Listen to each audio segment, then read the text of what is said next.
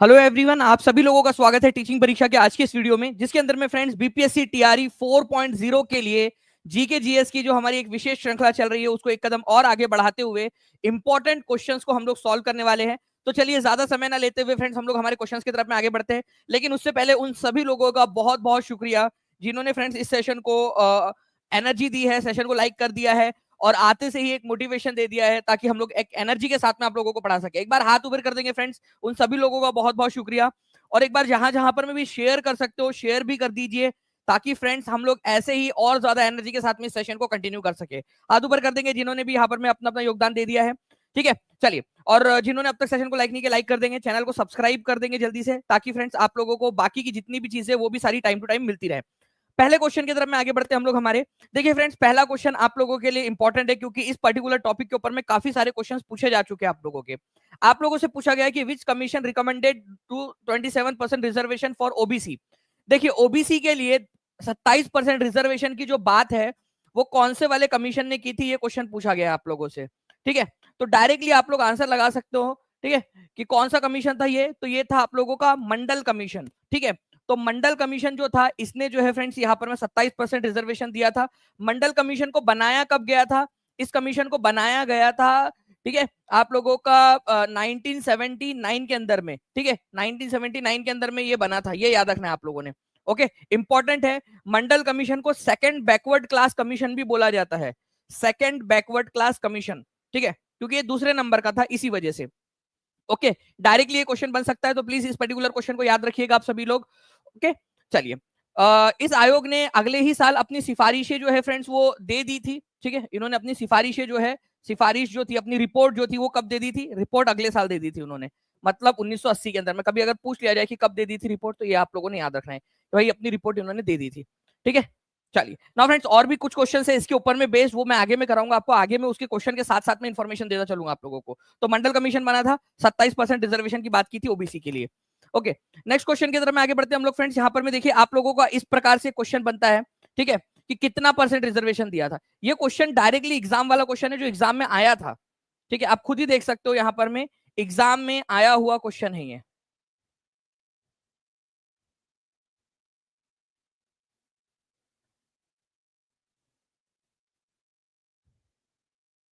जी, तो देखिए फ्रेंड्स, अगर मैं बात करूं यहाँ पर में कितना परसेंट रिजर्वेशन की बात की गई थी, तो 27% रिजर्वेशन की बात की गई थी, आप लोगों ने याद रखना है। ओके, इंपॉर्टेंट क्वेश्चन है। Now friends, ozone depletion is cause due to increase in the level of, किस कारक के बढ़ने के कारण ओजोन क्षरण होता है? ओजोन क्षरण किसके कारण होता है, ये क्वेश्चन पूछा जा रहा है आप लोगों से। ठीक है, ओजोन का क्षरण या ओजोन जो है वो खत्म हो रही है, तो ओजोन किसकी वजह से खत्म हो रही है ये आप लोगों को बताना है। ठीक है, जल्दी जल्दी से बताते जाएंगे आप पर्टिकुलरली इस क्वेश्चन का आंसर भी।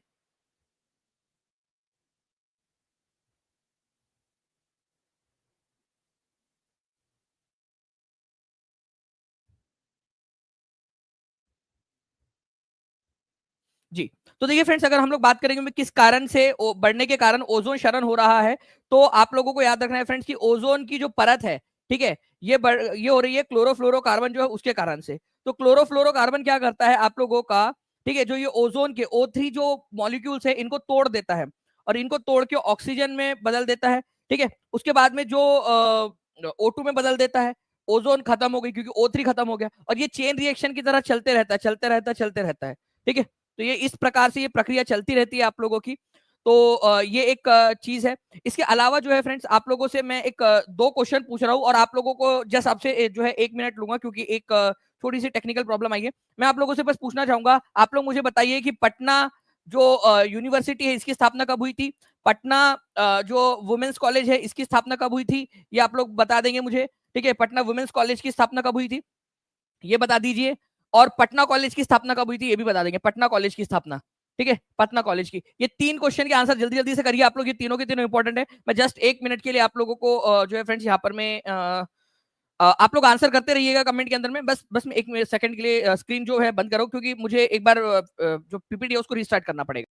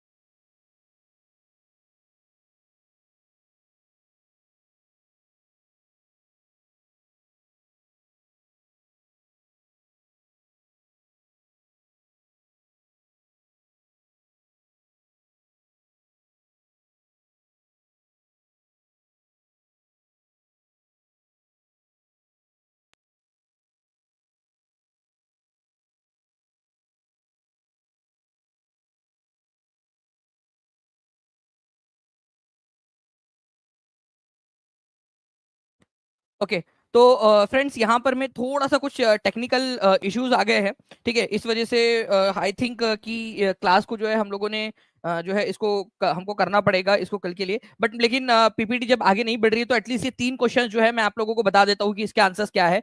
पटना यूनिवर्सिटी की अगर हम लोग बात करेंगे फ्रेंड, तो पटना यूनिवर्सिटी का आप लोगों में से जिसने भी आंसर कर दिया 1917, वो लोग बिल्कुल सही है। 1917 के अंदर में जो है फ्रेंड्स इसकी स्थापना हुई थी।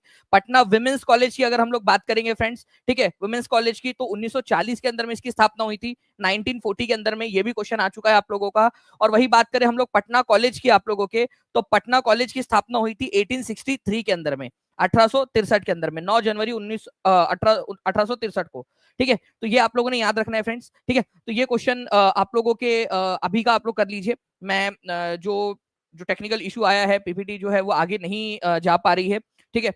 तो उसको मैं देखता हूँ कि क्या इशू आया है इसका, ठीक है, और हम लोग जो है इसके अंदर में फिर करते हैं हम लोग, ठीक है। चलिए, तो ये तीनों के तीनों आंसर जिसके भी सही हुए हुए वो बता देंगे, और हम लोग जो है इसको फ्रेंड्स हम कंटिन्यू करते हैं आगे में। मैं इसको देखता हूँ कि कितने स्पीड में ठीक हो पाता है। अगर ये ठीक हो गया तो मैं सेशन लगा दूंगा एक, अदरवाइज हम लोग कल इसको कंटिन्यू करते हैं। I am extremely sorry for the inconvenience cause to you, ठीक है, बट ये टेक्निकल इश्यूज है, हमारे हाथ में ही नहीं है, ये क्या कर सकते हैं इसको, ठीक है। चलो, thank you very much friends, and I am extremely sorry, thank you very much. हम इसको कंटिन्यू जरूर करेंगे। मैं आपसे प्रॉमिस करता हूँ कि आज के लेक्चर का भरपाई जो है मैं एक बड़ी वाली क्लास लेकर आप लोगों की जरूर करूंगा, ठीक है। मतलब इससे ट्रिपल जो आपको आज मैं पढ़ाने वाला था, इससे ट्रिपल जो है नॉलेज के साथ में आप लोगों को पढ़ाऊंगा मैं। डोंट वरी, टेंशन ना लीजिए आप लोग, ठीक है। Thank you very much for your understanding, thank you.